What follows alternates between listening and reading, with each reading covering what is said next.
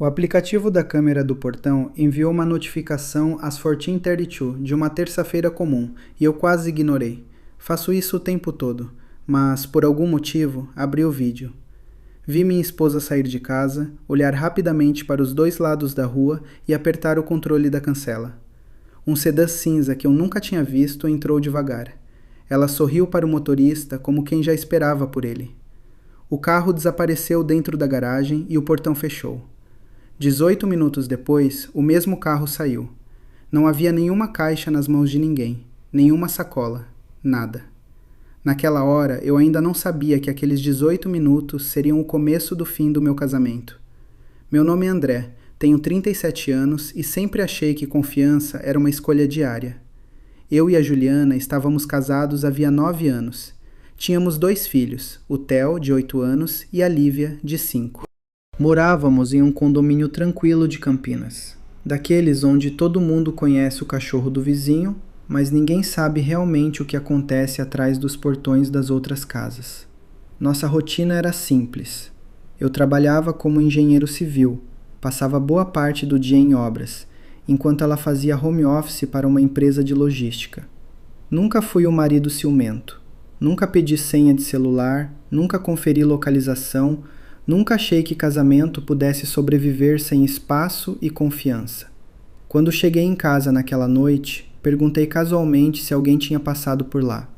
Ela respondeu antes mesmo de eu terminar a pergunta. Ah, foi o Rodrigo. Ele deixou uma caixa de ferramentas que o Marcos tinha emprestado. Foi rápido demais, natural demais, como se a resposta estivesse pronta havia dias. Assenti com a cabeça e fingi acreditar. 5 minutos depois, meu celular vibrou. Era uma mensagem do Marcos. Você sabe onde foi parar a minha furadeira? Procurei a tarde inteira e não encontro. Fiquei olhando para aquela conversa sem conseguir pensar em nada. Se a caixa tinha acabado de ser devolvida pelo Rodrigo, por que o próprio dono da ferramenta estava perguntando onde ela estava? Poderia existir uma explicação simples? Eu repetia isso para mim mesmo enquanto guardava o telefone no bolso. Só que alguma coisa dentro de mim já tinha começado a ligar pontos que eu ainda não queria enxergar. Durante o jantar, tudo parecia absolutamente normal. O Theo reclamava da lição de matemática. A Lívia insistia que queria hambúrguer do iFood no lanche da tarde seguinte. Juliana ria das histórias das crianças, servia a comida, lembrava dos horários da escola, respondia mensagens do grupo das mães e organizava a casa com a precisão de alguém que nunca esquecia absolutamente nada. Era justamente isso que me incomodava. Ela nunca esquecia detalhes. Sabia o vencimento de todas as contas. Lembrava das consultas das crianças sem precisar de agenda. Sabia exatamente quanto havia sobrado na despensa. Então por que contaria uma história que podia ser desmentida com uma única mensagem? Depois que colocamos as crianças para dormir, saí para recolher uma encomenda deixada na portaria. O porteiro, seu Mauro, me entregou a caixa e comentou sem maldade. Seu amigo passou aqui hoje à tarde de novo. Gente boa aquele rapaz. Sorri por educação. Rodrigo? Isso mesmo. Achei que ele fosse ficar mais tempo. Entrou rapidinho e foi embora. A palavra de novo ficou ecoando na minha cabeça durante o caminho até casa. De novo. Eu não lembrava da última vez em que o Rodrigo tinha aparecido lá. Talvez tivesse aparecido. Talvez eu simplesmente não estivesse prestando atenção. Ou talvez aquele de novo significasse algo que ninguém além de mim ainda não tinha percebido. Naquela noite, já deitados, Juliana apagou a luz, se aproximou de mim e apoiou a cabeça no meu ombro. Senti saudade de você hoje. Ela disse aquilo baixinho, fazendo carinho no meu braço como fazia desde a época em que ainda namorávamos.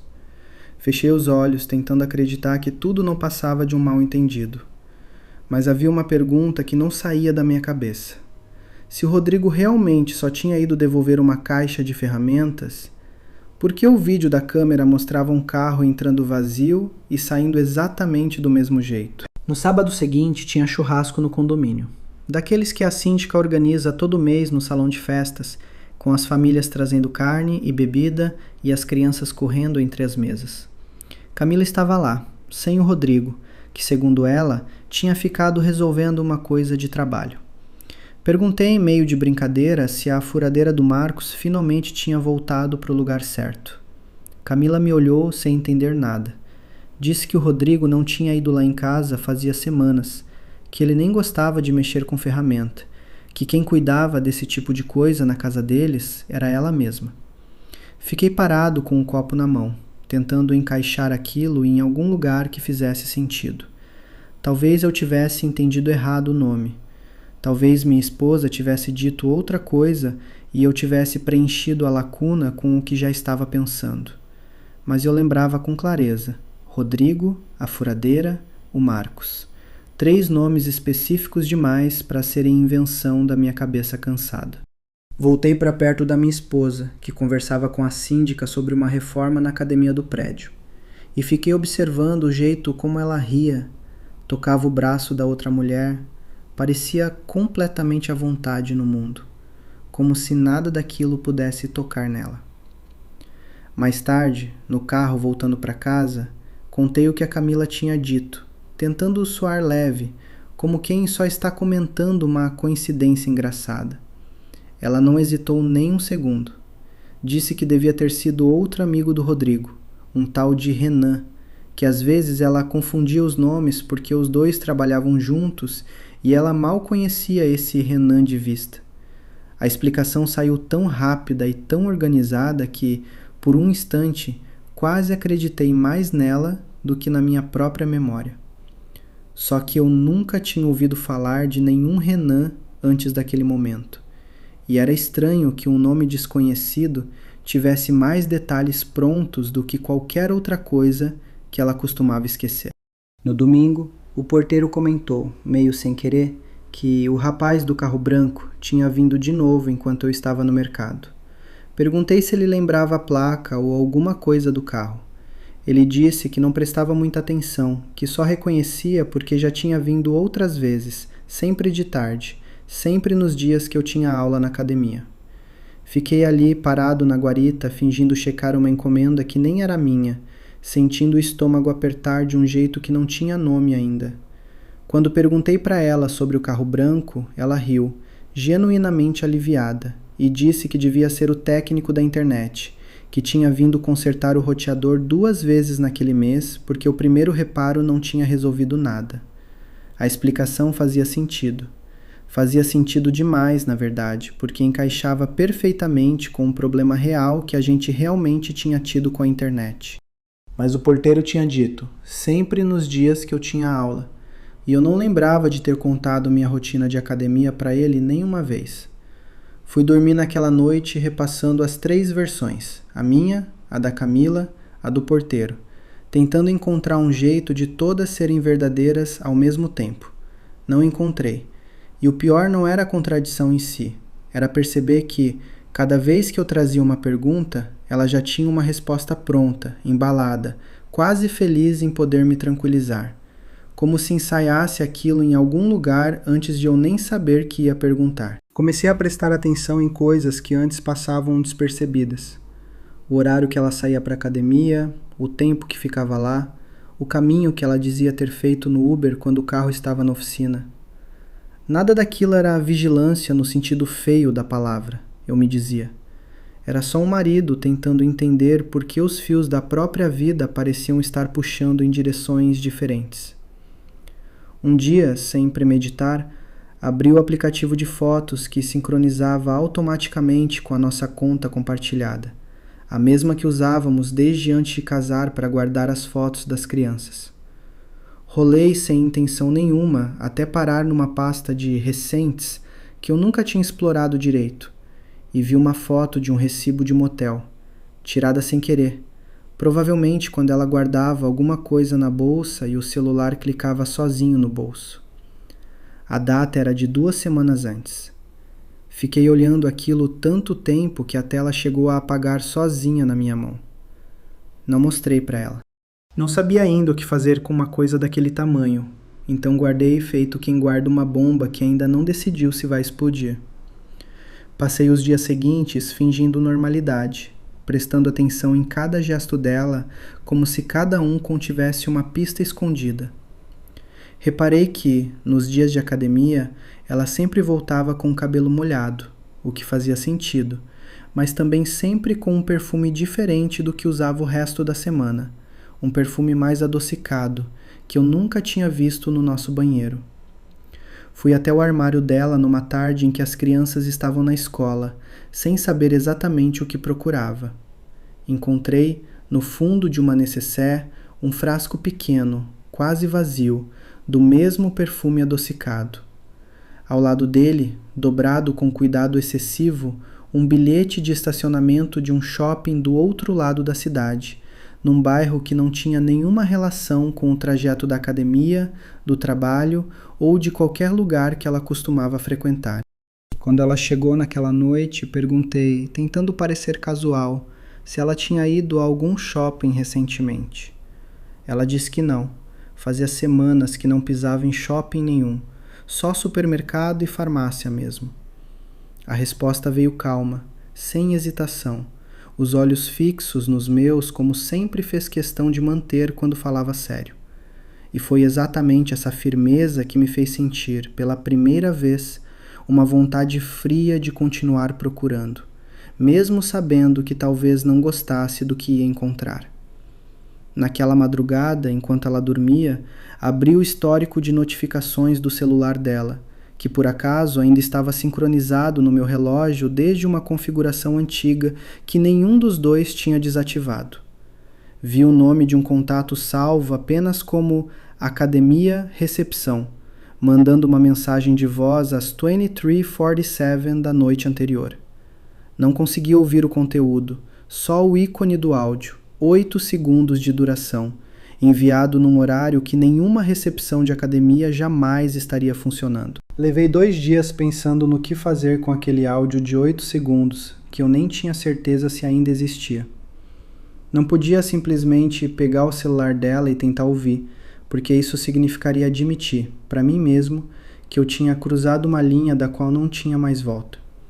Mas a dúvida tinha um peso físico agora, uma coisa que eu carregava no peito o dia inteiro, e decidi que precisava de uma resposta, mesmo que fosse pela porta errada. Esperei ela tomar banho numa noite de quinta e peguei o celular dela na mesinha de cabeceira. O aparelho estava desbloqueado, coisa rara, porque ela sempre travava tudo com uma pressa quase automática. Abri o WhatsApp e procurei o contato Academia Recepção. A conversa inteira tinha sido apagada, exceto por aquele único áudio, que por algum motivo não tinha sido removido junto com o resto, talvez porque o backup automático já tivesse rodado antes dela conseguir apagar tudo. Toquei o play com o volume baixo, quase encostando o celular na orelha. Não era a voz de nenhuma recepcionista. Era a voz de um homem, grave, dizendo só uma frase antes de cortar. Não fala isso nem brincando, e se ele descobre? Seguido de um risinho dela ao fundo, um risinho que eu reconhecia de outros contextos, de outros momentos da nossa vida, um risinho que eu sempre tinha associado a mim. Fiquei sentado na beira da cama com o celular dela ainda na mão, sentindo uma espécie de vertigem que não vinha só da descoberta, mas da certeza de que aquele ele da frase só podia ser eu. Devolvi o celular para o lugar exato onde estava, ajustei o ângulo, apaguei a tela e fui para o banheiro lavar o rosto antes que ela saísse do chuveiro e percebesse alguma coisa errada no meu jeito de ficar parado. Não contei nada naquela noite. Deitei do lado dela como sempre, deixei que ela encostasse a cabeça no meu peito e fiquei olhando para o teto tentando entender como uma pessoa consegue rir enquanto esconde uma frase daquelas. Não era mais possível fingir que existia uma explicação inocente para o perfume, para o recibo, para o bilhete de estacionamento, para o nome falso salvo na agenda. Mas ainda faltava peça. Quem era o homem da voz? Há quanto tempo aquilo existia? E por que ela tinha tanta gente ao redor disposta a guardar segredo por ela sem que eu suspeitasse de ninguém? No dia seguinte, cruzei com Camila no elevador e ela comentou, sem nenhuma malícia aparente, que sentia falta de sair com a gente como antes, desde que ela ficou tão próxima da irmã de novo. Perguntei o que ela queria dizer com isso. Camila só deu de ombros e disse que era impressão dela, talvez, mas que ultimamente parecia que minha esposa e a irmã tinham combinado alguma coisa, porque toda vez que ela ligava para convidar para sair, minha esposa já tinha uma desculpa pronta envolvendo a irmã.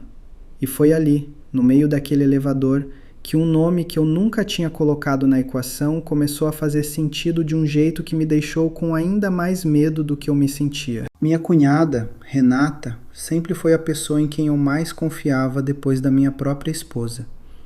Fomos próximos desde antes do casamento. Ela tinha me ajudado a escolher a aliança, tinha chorado no meu ombro no dia em que nosso pai morreu, tinha sido, de várias formas, uma segunda irmã para mim também. A ideia de que ela pudesse estar envolvida em qualquer parte daquilo parecia absurda demais para caber na minha cabeça, e por isso mesmo comecei a revisar, com um cuidado quase científico, cada vez que minha esposa tinha usado o nome dela como desculpa nos últimos meses. Lembrei de pelo menos 6 ocasiões diferentes. Uma viagem de fim de semana para ajudar a Renata a organizar o apartamento novo. 2 saídas de chá de bebê de uma amiga da Renata, que eu nunca soube o nome. Um dia inteiro em que ela disse ter ficado no hospital com a cunhada por causa de uma dor nas costas que, quando perguntei depois à própria Renata, casualmente, numa ligação de aniversário, ela disse nunca ter tido. Fui até a casa da Renata num sábado de manhã, sozinho, com uma desculpa qualquer sobre devolver uma furadeira. A ironia daquilo só me ocorreu depois. Conversamos sobre coisas banais por uns 20 minutos antes que eu perguntasse, tentando soar leve, se ela lembrava do chá de bebê de alguns meses atrás. Ela ficou séria de um jeito que eu nunca tinha visto nela. Desviou o olhar para o chão e disse que precisava perguntar antes para minha esposa se podia falar sobre aquilo comigo. Aquela frase sozinha valia mais que qualquer prova que eu já tinha encontrado. Não era mais uma suspeita minha, distorcida por noites sem dormir. Era a confirmação, na boca de alguém que eu amava e confiava, de que existia um aquilo grande o suficiente para precisar de permissão para ser mencionado. Perguntei, com a voz mais calma que consegui montar, há quanto tempo ela sabia. Renata começou a chorar antes de responder. E isso, mais do que qualquer palavra, me disse que a resposta era pior do que eu imaginava. Ela disse só uma coisa antes de me pedir para ir embora. Que sempre achou que devia ter me contado. Que discutiu isso com minha esposa várias vezes. Que não era para ter durado tanto tempo assim. Voltei para o carro e fiquei sentado no estacionamento por quase 1 hora, sem ligar o motor, tentando entender o tamanho da palavra tanto tempo, na boca de uma pessoa que, até aquele momento, eu achava que estava do meu lado o tempo todo. A humilhação não veio da traição em si. Isso, de algum jeito doído, eu já tinha aceitado nos últimos dias. Veio de perceber que praticamente todo mundo ao meu redor sabia de alguma parte daquilo antes de mim, e tinha escolhido, cada um à sua maneira, ficar em silêncio. Não fui para casa direto. Fiquei dirigindo sem destino por quase 2 horas, passando pelas mesmas ruas do bairro várias vezes, como se o movimento pudesse organizar alguma coisa dentro de mim que estava completamente fora de ordem. Quando finalmente entrei em casa, minha esposa estava na cozinha, cantarolando de novo aquela música do rádio, e por um segundo tive vontade de acreditar que nada daquilo era real, que eu tinha inventado tudo numa espiral de paranoia idiota. Mas eu tinha visto a cara da Renata. Isso não dava para inventar. Não confrontei ela naquela noite. Em vez disso, comecei a juntar datas, tentando entender desde quando aquilo existia. Usei o histórico de localização do Google, que ela tinha ativado anos atrás para eu conseguir achar o celular dela quando perdia, e que continuava rodando sem que nenhum dos dois se lembrasse mais da existência daquela função. Pedi o histórico completo. Uma noite em que ela dormiu cedo, e passei horas cruzando os lugares marcados com os dias em que ela tinha me contado histórias diferentes sobre onde estava. O padrão começou a aparecer devagar, como uma imagem saindo do fundo de um líquido revelador. O mesmo endereço, num bairro comercial do outro lado da cidade, aparecia repetidas vezes, sempre nas tardes de terça e quinta, sempre nos horários em que ela dizia estar na academia. Pesquisei o endereço. Era um prédio comercial com um estúdio de personal trainer no térreo e um apartamento residencial nos andares de cima. O nome do personal trainer, que eu tinha visto estampado algumas vezes na camiseta dela depois do treino, sem nunca ter dado importância, era Diego. Lembrei então de um jantar, quase um ano antes, no aniversário de um colega de trabalho dela, em que um homem chamado Diego tinha sido apresentado como o instrutor novo da academia, super querido por todo mundo. Eu tinha apertado a mão dele. Tinha rido de uma piada que ele contou sobre suplemento vencido. Não fazia ideia de que aquele aperto de mão marcava o início de alguma coisa que já estava, talvez, em andamento havia meses. Voltei nas datas do histórico e percebi que os primeiros registros daquele endereço apareciam quase um ano antes, muito antes do que eu tinha imaginado quando via o aquilo da Renata como algo recente. Não era uma aventura de semanas. Era um ano inteiro de terças e quintas, de estou na academia, de perfumes trocados no carro antes de chegar em casa, de um bilhete de estacionamento que provavelmente não era o único, só o único que ela tinha esquecido de destruir. O pior não era a duração. Era perceber que, durante aquele ano inteiro, ela continuava dizendo que sentia minha falta mesmo estando ao meu lado.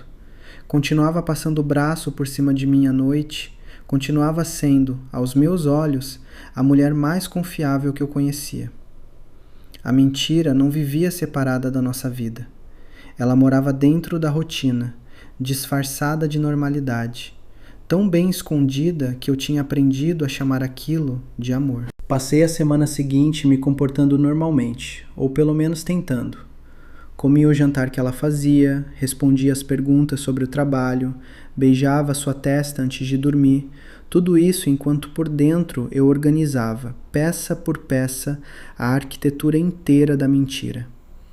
Precisava de uma última confirmação antes de decidir o que fazer com tudo aquilo, e ela veio de um lugar que eu nunca esperava, da minha própria filha. Numa tarde de sábado, enquanto eu ajudava Lívia com a lição de casa de matemática, ela comentou, do nada, que sentia saudade de ir na casa do tio Diego com a mamãe. Perguntei, tentando manter a voz no mesmo tom de sempre, quem era o tio Diego. Ela disse que era um moço que tinha um cachorro chamado Bento, que às vezes dava suco de uva para ela enquanto esperava a mamãe terminar a aula, e que a mamãe tinha pedido para ela guardar segredo porque era surpresa de aniversário do papai. Meu aniversário tinha sido há 7 meses. Fiquei quieto por um tempo que devo ter parecido estranho demais para uma criança de 7 anos perceber, mas ela continuou fazendo a conta de matemática como se nada tivesse acontecido, porque para ela, de fato, nada tinha. Era só um adulto gentil com um cachorro simpático, um segredo bobo guardado com o entusiasmo inocente de quem acha que está participando de uma surpresa bonita. Ela não tinha ideia de que tinha acabado de me entregar a peça final de um quebra-cabeça que vinha sendo montado havia meses sem que eu percebesse. Naquela noite, depois que as crianças dormiram, sentei na varanda sozinho e finalmente juntei tudo. O carro branco que o porteiro via nas tardes de academia, o perfume adocicado, o bilhete de estacionamento, o áudio às 23:47, o aquilo da Renata, o histórico de localização apontando para o mesmo endereço havia quase um ano, e agora minha própria filha confirmando, com a inocência mais devastadora possível, um nome, um cachorro, um tio que eu nunca deveria ter aceitado como parte da nossa vida. Não faltava mais nada para entender. Faltava só o momento de dizer isso em voz alta e descobrir, finalmente, o que ela diria quando não houvesse mais nenhuma versão nova para inventar. Esperei o domingo de manhã, quando as crianças ainda dormiam e a casa tinha aquele silêncio pesado que só existe antes das 8 horas. Coloquei o celular na mesa entre nós dois, com um áudio de 8 segundos já pronto para tocar, e disse só o nome: Diego. Não precisei dizer mais nada. Vi o rosto dela se desmontar devagar, não como alguém pego de surpresa, mas como alguém que finalmente via a última carta virada, depois de segurar o baralho inteiro por tempo demais. Ela não negou. Contou, com a voz quebrada, mas ainda estranhamente organizada, como se tivesse ensaiado até aquela confissão em algum momento de insônia. Diego tinha sido o instrutor de um curso avulso, no mesmo mês em que eu viajei a trabalho por 3 semanas seguidas, e o que começou como conversa depois do treino virou o apartamento no 2º andar do prédio comercial, terças e quintas, durante quase um ano. A furadeira do Marcos nunca existiu. Foi a primeira mentira que ela inventou, no impulso, quando percebeu que a câmera do portão tinha registrado o carro de Diego entrando naquele dia em que ele veio buscar uma coisa que ela tinha esquecido lá. Renata sabia desde o início, porque tinha encontrado por acaso uma mensagem no celular dela numa viagem de família, e passou meses tentando convencer a irmã a terminar aquilo antes que descobrisse alguém que não bebesse. O perfume era dele, comprado numa perfumaria perto do estúdio, trocado no carro antes de chegar em casa porque o cheiro do meu próprio banheiro já não combinava com aquela outra vida. O bilhete de estacionamento era de um shopping perto do apartamento de Diego, onde às vezes eles almoçavam depois, como um casal normal, antes dela voltar para ser minha esposa outra vez. E o nome salvo como Academia Recepção era só isso, uma camuflagem tão simples que ninguém jamais desconfiaria de procurar ali. O cachorro, o Bento, era dele. Lívia tinha ido lá 3 vezes, sempre chamando de casa da mamãe fazer aula, tomando suco de uva enquanto os dois ficavam no quarto, sem entender nada além de um adulto gentil e um bichinho fofo. Foi essa parte que minha esposa não conseguiu contar sem chorar de verdade. A única vez, na conversa inteira, em que a vergonha pareceu maior que a estratégia. Perguntei por que ela continuava tão calma nas primeiras vezes em que eu trouxe qualquer suspeita à tona. Ela disse que tinha decidido, desde o início, que se algum dia eu perguntasse, responderia sem hesitar, porque hesitar era o único jeito de ser pega. A calma nunca foi inocência. Era só um plano bem executado, mantido por gente que a amava o suficiente para guardar segredo, e por ela mesma, disposta a usar carinho de verdade como disfarce para o que estava escondendo por trás. Fiquei sentado ali ouvindo tudo até o fim, sem levantar a voz, sem quebrar nada, sem pedir explicação nenhuma além das que já tinham vindo sozinhas. Não senti raiva, no jeito que sempre imaginei que sentiria num momento como esse. Senti só um cansaço enorme, do tipo que não passa dormindo. Não existia mais nada para perguntar depois daquilo, nem nada que eu quisesse dizer em voz alta.